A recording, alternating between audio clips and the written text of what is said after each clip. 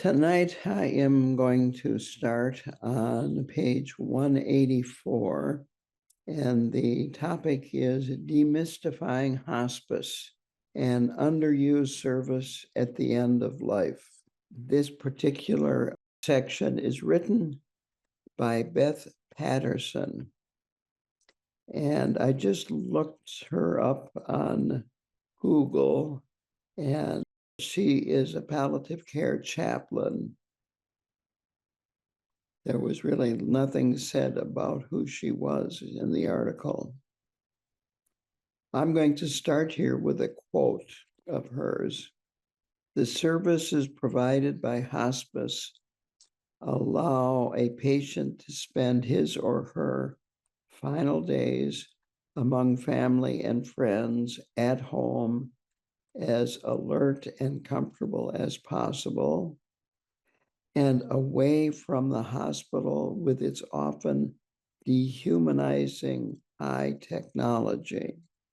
Home is where the person has been living, including a private dwelling, a nursing home, assisted living facility, prison, and even a homeless shelter. I would like to also interject that both of my parents died in 2012, one at 96 and the other at 94, and both were under hospice care at the time of their death. So I've had a little bit of experience with the hospice system, and I think it is a wonderful service that they provide. So she starts out with a little bit of the history of hospice. She states that in England that it led the modern hospice led by Dame Cicely Saunders. And she founded St. Christopher's Hospice in London in 1967. Her purpose for doing this was to keep patients engaged in life and also in their decision-making process as long as possible, and then to attend to their physical, emotional, and spiritual pain. From her then came the hospice movement in England. It focused on quality of life, and death had been considered a failure by doctors. The doctors are to save life, not end life. And so she flipped that around, and instead of viewing dying as a defeat of the medical profession, to dying well, dying in a way that the patient's life is more rich and that the family also can be supported in this very difficult time for many people. In the United States, she says that Elizabeth Kubler-Ross was a very influential figure in the hospice movement.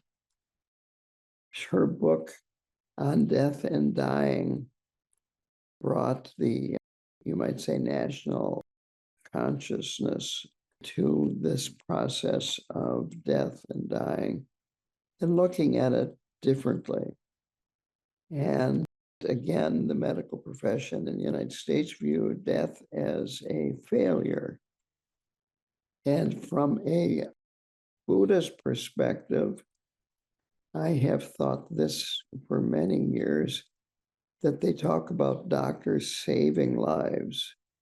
And actually, what doctors do is prolong life, even if they're successful, because whoever is born dies. Saving a life kind of indicates that that's it, that it's been saved. But they've just prolonged life, and it may be that they have prolonged life for a long period of time, or it could be for only a short period of time. I remember a doctor telling a friend of mine who was on chemotherapy to regard chemotherapy this way. Well, you could be killed in an auto accident driving to your chemotherapy treatment. That it isn't necessarily just because you get a diagnosis of a disease, it could be fatal. It doesn't mean you will die of it. That there are many other sources of death that we all possibly can experience. So I thought that was a very Buddhist way to look at things. So anyway, getting back to Elizabeth Kubler-Ross, is that she approached death and dying as normal, natural phases of life. The first American hospice was founded in 1974 in New Haven, Connecticut, under a Dr. Sylvia Lack. And she had come from St. Christopher's Hospice in London that was founded there by Dame Cicely Saunders. This brought to the United States the shift of thinking, instead of dying in hospitals, that it is possible to have a much more, I don't know if the word is comfortable, but receiving care at home. And hospitals are just not a comfortable place to be in. You're always being interrupted by somebody that wants to come in and get a blood sample, wants to check condition you're in, take your blood pressure, take your temperature, administer medication, or whatever. They tend to be very busy places. So the idea, again, of hospice is to give more control over the individual and give the individual more control over their living situation and over their dying process and over the decisions that are made at this time. Now, she says that the hospice is now can be covered by Medicare. And that is, of course, a very helpful benefit. And that insurance companies can also cover hospice. So hospice has become part of the American medical system. And as I said, both of my parents died under hospice care in a, let's see, mom was in a Presbyterian Homes center where you had 3 levels of people. You had independent living, you had assisted living, and you had memory care. And mom was in memory care. After she died, dad then went from living with her in memory care to living in assisted living. And it was in that facility that he passed away. So it was very normal, very natural. There really wasn't even a question about, are they going to get hospice care or not? It was for that facility. They just brought in the hospice care. I don't remember much deliberation about it. It was just considered normal to have hospice care at that institution. And they're a large institution in the Minneapolis-St. Paul area. I think they have over 30 facilities. Presbyterian Homes has over 30 facilities in the Twin Cities area. So to go on with the history of hospice, in the 1980s, they were founded for caring of people that had AIDS. And then he talks about the Upaya Zen Center in Santa Fe that was founded in 1990 by Roshi Joan Halifax. And then the Rigpa Fellowship was founded by Sogyal Rinpoche, who wrote the Tibetan Book of the Living and Dying. And that brought a lot of awareness. That was a very popular, and still is a very popular book, and talked about dying with dignity and awareness and so on and so forth.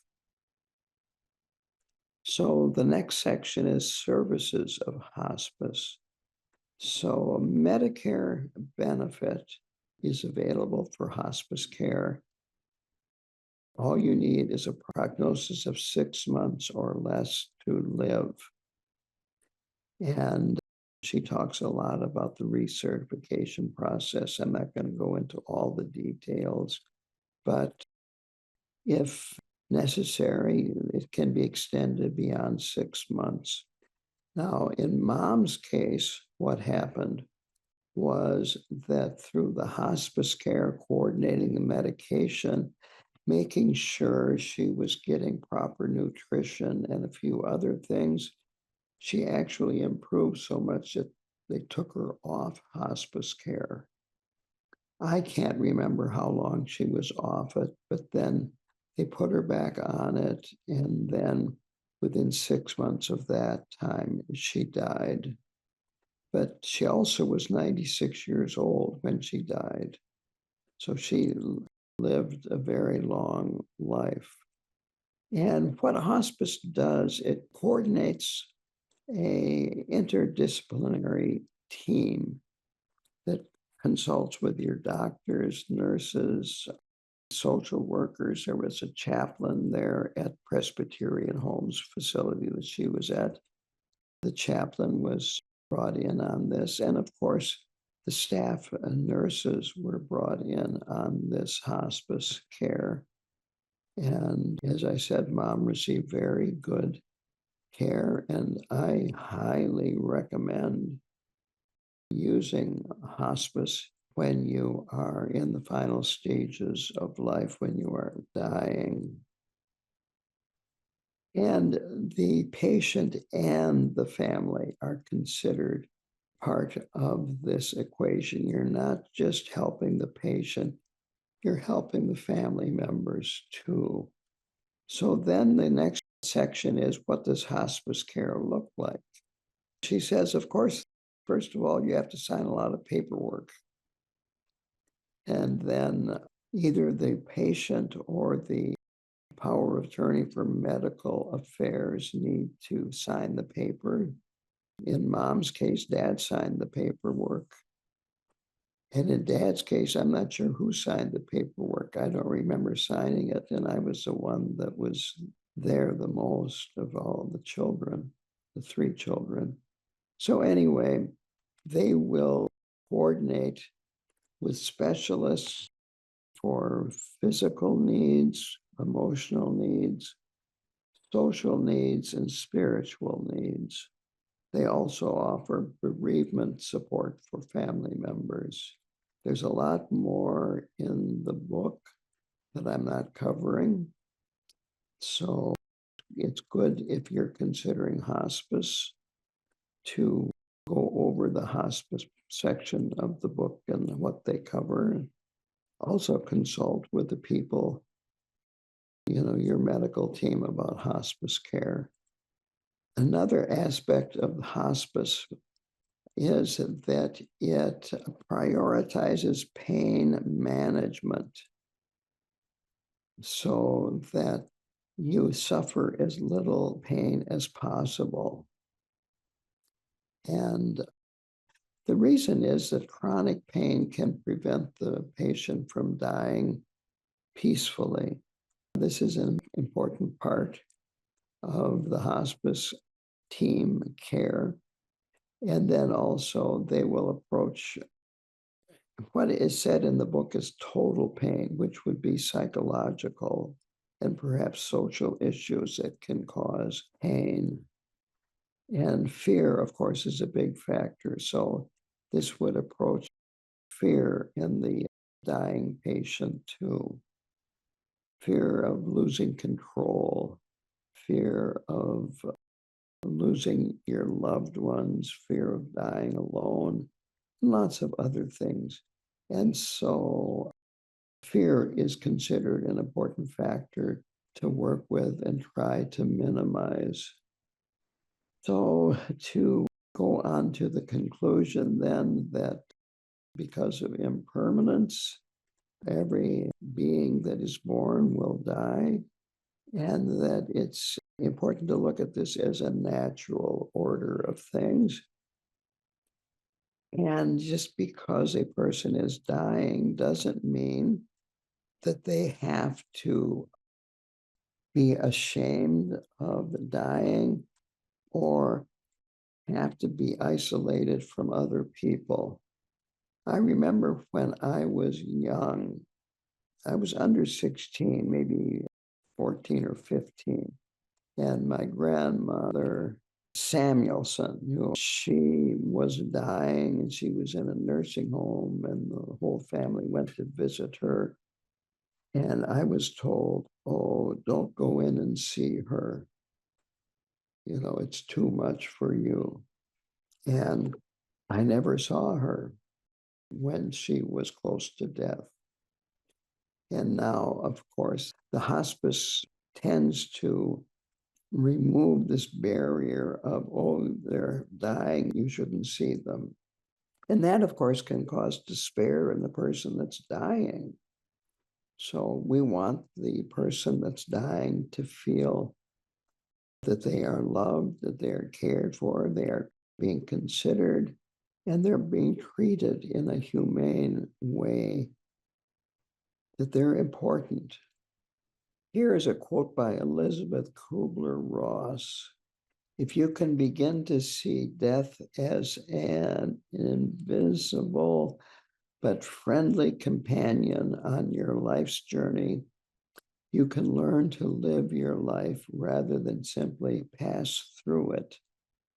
Hospice care is available as a companion on that journey, enabling patients and loved ones to embrace the special and sacred stage of life with dignity, autonomy, and peace. So that finishes chapter 7. And now I am going to go on to chapter 8, which is caring for the dying.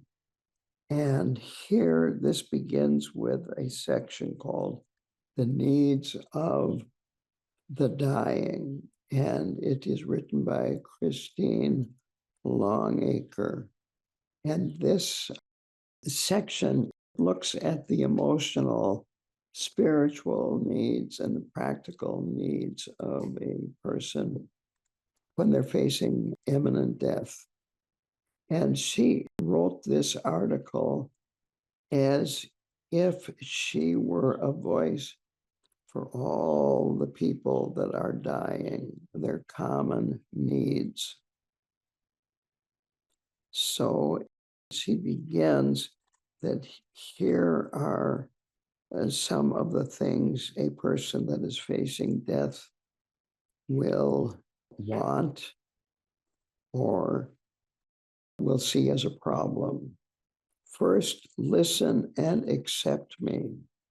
Second, don't try to fix or change my mood. Third, allow me to talk about my thoughts and fears. Don't try to poo-poo them and say, oh no, this isn't important, remember, da, da, da, da, da. Or you could be, da, da, da. Listen to the person, they want to be heard. And let me honestly reveal myself without judgment. This is a tough one. So then it's important for us to realize that the person that is dying, their mind is unstable, that it's full of all kinds of fears. One of them is, I'm afraid to express my true thoughts and feelings. I'm afraid that everyone I care about could leave me all alone, would not visit me as I'm dying. I'm afraid you won't understand my suffering. I'm afraid you may abandon me through this process of my dying. And then she says that this mythical voice of everybody as they are dying, this common person will need to know the following things, or will want these following things. And regardless of what emotional state they're in, because they're going to be probably in a very unstable emotional state, and their mind wandering around and sometimes being very serious, and other times being afraid, another angry, perhaps at you. But this is what they want to know: is listen to me, respect me, accept me, see me as a whole person, not as a disease, not as a tragedy, and not as a very fragile being. Going on in this line of thinking, she talks about they need you to be honest now. They need love and compassion, not pity. And how healing it would be, she writes, to have someone to share my tears with, where I can open up my heart and cry, and you can be touched too by this. And of course, many people have difficult relationships. And so if it's a difficult relationship, whether you are the person that is dying or the person that's in a relationship with a dying person that's difficult, she encourages you to start by acknowledging this difficult relationship, learning to forgive each other, learning to let go, a fresh start, put the past aside and start over again. And she says that you need to be a reliable visitor when you're visiting a dying person. The dying person will want you to show up when you say you're going to show up. That kind of reliability, as opposed to saying you're going to show up and then not showing up, and a week later calling up and say, well, something came up and yada, yada, yada, yada, yada. That the dying person spends a lot of time all alone with themselves. And when someone doesn't show up when they say they would, it can be very difficult on the person that is in bed and dying. A person that is dying needs a friend that really cares about them and accepts them, can lift their spirits. So when you visit or call on the phone, don't be distant. Be accepting of whatever the person does or says or has done in the past. Try to be as non-judgmental as possible. And as for other family members, the dying person frequently worries about family members and worries that once they're gone, they won't be able to lean on them anymore.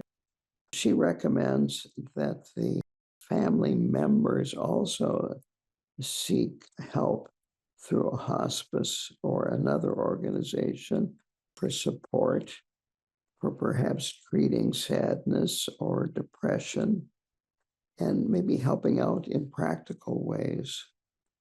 There's so many organizations out there now that offer support of one kind or another for people who have family members that are dying. It's good to seek help if you need it. And it's good for the person that is working with the person that is dying or visiting the person that is dying to tell the dying person it's all right to die. Give them your permission to die. so that they don't feel their death causing you problems. So getting into some of the fears the dying person can have is feeling helpless and incoherent. When a person is given a diagnosis of dementia or Alzheimer's, that can be very scary. It opens up new possibilities that are very uncomfortable, new dynamics that are very uncomfortable. So that is one fear that the dying person can have. Another is fear that you as a visitor or a family member will treat the dying person with disrespect and speak over their heads or around them. I remember being in rooms with the person that is dying and family members being present, and most of the people in the room were as far from the bed as they could possibly be. They did not want to touch or even get close to the person that was dying.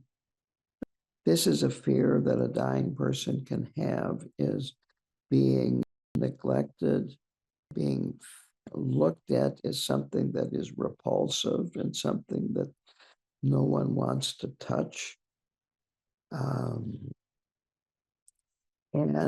the dying person would, of course, want you, if you are a close family member or a close friend, to know what their wishes are for medical care and when to pull the plug, so to speak, and what treatment they don't want to receive and so forth. To know this and make sure that these wishes are followed. Another issue is pain control, and that is the dying person wants pain control, but frequently they want to be conscious. They want to be aware. They don't want to be asleep or be totally wiped out from the pain control medication. They would like people that are healthy to be advocates for their needs and also to help them have a peaceful atmosphere in their room, especially at the time of death. Way back, many talks ago, there was this idea of having if it's a Buddhist that is dying, having a little Buddha statue or a little shrine in the person's room. And this would be part of having this environment that encourages a positive dying experience. Could be bringing some flowers, could be putting on some music that the person likes. In our case, as students of Khenpo Karthar Rinpoche, it might be putting on the chants in the Bardo packet, where there are these aspiration prayers and confession prayers, purification prayers, and so forth. And just plain the reading of the Tibetan Book of the Dead. So the dying person would want a peaceful atmosphere, one that they're comfortable with and familiar with. And the person that is dying would like the people visiting to be peaceful on the inside and receptive and being able to sense what the person that is dying is feeling and being able to respond appropriately. Here was another one that the dying person might say, please don't give up on me when the going gets rough. When the person mind might be very wild and uncontrollable and maybe mad, angry, swearing, and so forth. Signs of really strong physical and or emotional pain. And if it's been a difficult relationship that you have had with a dying person, it would be a great time to try to heal the relationship This would be a wonderful gift to give the person that is dying. A gift of love, forgiveness, compassion. And the dying person might say something like, I feel so exposed and vulnerable in the hospital that there's so much I can't control here. I would like to have space that can be more intimate, where we can share our sadness and our joys without being interrupted. And therefore, that dying at home would be more bearable. Another is basically straight out, do not abandon me in the hospital. If you think about it, it's much easier and more comfortable to visit somebody at home than it is in a hospital. It gets to be so, well, for lack of a better word, sterile and clinical. And this would be a good time, again, if it's been a difficult relationship, to make up with the person that you have harmed, ask for their forgiveness, and so forth, to try to leave the world with as few regrets as possible. So remind this person that is dying what they have accomplished that is positive. Even the slightest little things, remind them that they have done this or done that, and it had some kind of meaning to you or other people. So we need to be comfortable with the dying. We need to accept them as they are rather than want them to be different than they are. Help them be at ease. Help them understand their suffering is natural, and accept whatever mood that they are in, whether it be anger or fear, or if they're feeling loving. Remind them that their physical condition is normal and natural, no matter what it is that they are dying of, and that everybody dies. Here's another one that a dying person might feel, and that is to make a connection with their inner goodness, which is, of course, the most important part of their being, and allow the dying person to give you gifts of their knowledge and their wisdom. Listening can be very, very powerful. Listening without judgment, listening without saying, well, yes, but if you things would even be better for you. Just listen without judgment. Let them pour out their heart. Another thing that the dying person might feel is, I need you to help me discover my own philosophy, my own inner resources and confidence. Let me tell you my story without interruption, without expectations, and so forth. This is what the dying person might want. I know when I came to Buddhism, I was studying the writings of Chogyam Trungpa Rinpoche, and one of the things that he said was that a good teacher doesn't tell the truth. A good teacher hints at the truth, and the student then discovers his own or her own truth. And I kind of got that feeling from what was being written here that I'm talking about, that help the dying person discover their own truth, their own inner resources, their own strength. Another thing that is brought up here is help me find images of death that inspire rather than frighten me. help me feel that where I'm going is good. This may help me find my way home to my inner truth. She also says, my peace with God. So if you're a believer in a theistic religion, it would be that. For Buddhism, it would be find your own Buddha nature, find your own qualities. To go on, she talks about how it would be good for the visiting person to do prayers in the tradition that the dying person practiced, and of course, only if the person wants them. Don't force yourself, or don't force religion. Even if the person is a Tibetan Buddhist, if they don't want to hear it, don't force it.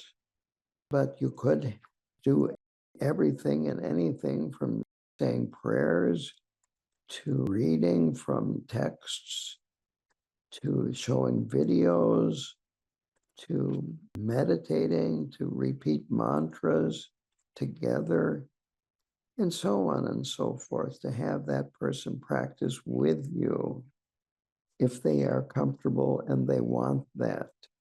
She says it's good to sit by the side of that person and practice, and just your presence may fill them with confidence and a certain feeling of well-being.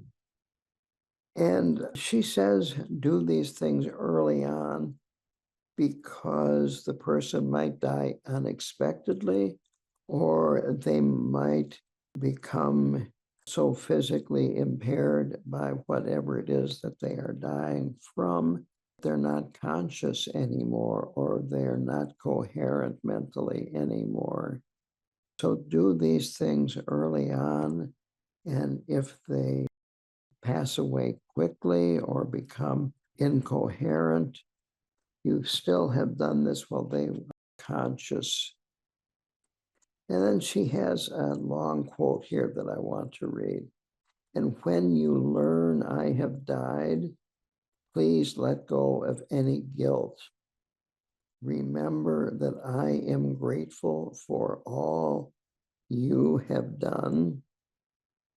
And what I need most is your kindness, your sincere and heartfelt prayers, wishing me well and letting me go. So that's a very important point here, is to allow the person to let go and allow yourself to let go of the person. You don't want them to feel that by dying, they are letting you down. It's not good to say, well, if you just you would be around for Thanksgiving and we could have this wonderful Thanksgiving get together with the family. You're putting conditions on that person. You need to just let go and let that person know that you want them to let go. So that finishes that article. The next here is the 5 psychological stages of dying and medical issues around death. This is by Mitchell Gershtin, who's a doctor. And here now, the process of dying is not easy, nor is it simple. It can be very challenging to let go, to, in his words, disentangle from the physiology. That's a doctor talking. Our bodies, disentangle from our bodies that we have depended on all our lives. So that's one challenge. And when we're clinging to life, is joined with fear about what may happen after death. This gets very difficult for some people that are dying. He takes a very good approach, which is because there is death because there is birth. It's easy in the United States, this is brought up specifically the United States, to feel that somehow or another we are bulletproof and aren't going to die, and that this leads to making decisions and having unrealistic expectations about living and about death. Again, and I can say that for many, many years of my life, I felt that way too, that other people died, but not me. My grandmother was a mortician. I think I've said this a number of times. As a child, I would visit grandma. She was a widow, and she had taken over the business of her husband, and she was a working grandmother. And so I would visit her at the funeral home, and there would be caskets with corpses in them. And it was quite normal for me. But these were other people that died. This had nothing to do with me. I never saw any young children in a casket. That may have been purposeful on the part of my grandmother and my parents. That might have been a different experience for me. But when I was 18 and graduated from high school, I went right away. My first summer job was working at the funeral home, and part of it was going to hospital morgues and picking up corpses. And again, well, this is somebody else's corpse, not me. I'm alive and well. And it's so easy to get into that thinking that it's other people that die and not me. I'm somehow or another exempt from this. Now, as we get older, we realize, oh, we're not exempt. We're actually quite fortunate that we have lived this long and have not died earlier. So with that introduction, this article goes into the 5 psychological stages of dying, according to Elizabeth Kubler-Ross, and how it relates to the person that is dying, the people that are close to the person that is dying, and the stages that the body goes through, and so forth. It's an interesting article. So this is an interesting and good framework to look at that is used in this book. And these stages usually follow the sequence that is in the book, but they don't necessarily always follow this sequence like so much of everything else. It's not hard and fast. It's just a general description, and there are always exceptions. And it's not a linear process, meaning that it isn't first stage 1, then stage 2, then stage 3, then stage 4, and then finally stage 5. And you can go back and forth. You can go through one stage and on to the next, and then have a bad day and go back to the previous stage. So it can take longer or shorter times to process through these different stages, and on and on and on. It depends on the individual so much. And these stages are denial, anger, bargaining, depression, and acceptance. These are stages that people go through when someone has died. The first one is denial. There's been an error made somehow or another. I have heard this from many, many people who have had someone close to them die, a spouse, a child, a grandparent, that they expect to see that person walk through the door one day. That's denial. In terms of a person that is dying, denial is the dying person trying to convince everybody and perhaps themselves that this death is an error, or they'll make plans for a family vacation or Thanksgiving or Christmas, or we're going to do this or we're going to do that, as if there's nothing wrong. So that's denial. Then anger is what happens next, is finally the truth of one's death sinks in. You acknowledge it, and now you are angry. You're angry that you're going to die and you can't do anything about it, that this isn't fair, life isn't fair. Why me? How can this be happening to me? This is not fair. Then bargaining is the next stage after you've gone through denial and then anger. And this is trying to gain more time. Well, I just need enough time to complete this book I'm writing, this project that I'm doing, to clean up this messy relationship I have with da da da da da.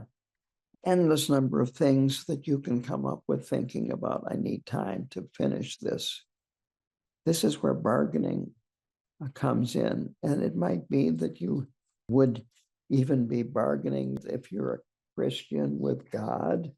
Dear God, I will da da da da da da da if you allow me to live.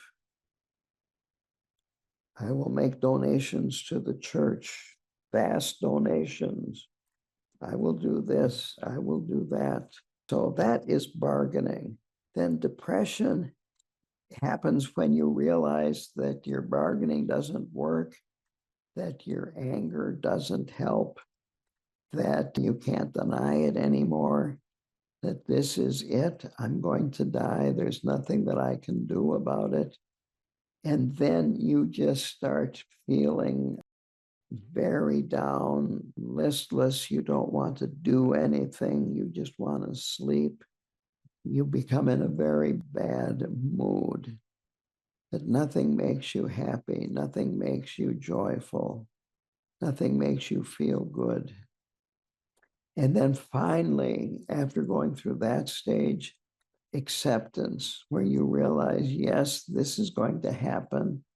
There's nothing that I can do. Bargaining, you might not think bargaining, but you realize that there's nothing that you can do that can really help at this point. And you become more relaxed and tranquil. And you might even then feel a certain amount of relief of letting go of the struggle. This isn't exactly identical to this, but people that are on chemotherapy for cancer go on chemotherapy and then are in remission, and then they go on, and then they're in remission. At some point, they say, enough. I don't want any more treatment. I accept that this death is unavoidable. I think that's a good example of this type of acceptance. So now the book goes into these 5 stages as a loved one goes through them, not the dying person, but people that are close family members that love the person that is dying. And it's about letting go. There's stages of letting go. And it's healthier, the relationship between the loved one and the dying person, the easier it is to let go, to accept this, to be more relaxed about the whole process. You might say to be friends with the process as well as the loved one. You can remain in touch with your own emotional states, but if you have this recognition of the inevitability of this, that you can be more present, compassionate, and more helpful to the person that is dying. if you don't realize you're going through these different stages, can make life more difficult or death more difficult for the person that is dying. So here are the stages in loved ones. Denial is the loved one has a false hope or even a delusional idea about the person that is dying surviving. And of course, reality doesn't support this. And a caregiver might talk about future events that they would participate in with the person that is dying and so forth, and try to convince the dying person to hang on just a little bit longer, hang on. Now, anger is the next stage. She doesn't have much to say about what it feels like or looks like, but I think we're all familiar with anger. There's cold anger and there's hot anger, but regardless, it's disturbing. It blocks any love that you might have, and it depletes your energy and the energy of the dying person. So anger is just totally worthless and a huge problem at this stage. Bargaining is the caregiver then would bargain, and could be bargaining with a dying person or could be bargaining with a higher power. But whatever, it's going to be very unrealistic and put a lot of pressure on the dying person that would make it more difficult.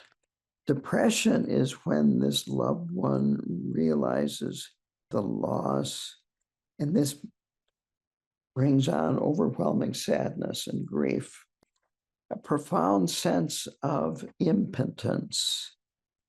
Then finally, acceptance is the acceptance of the person's death and also acceptance of dying in general.